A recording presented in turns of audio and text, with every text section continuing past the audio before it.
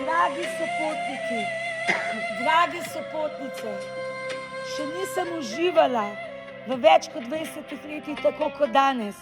Čudoviti ste, rada vas imam.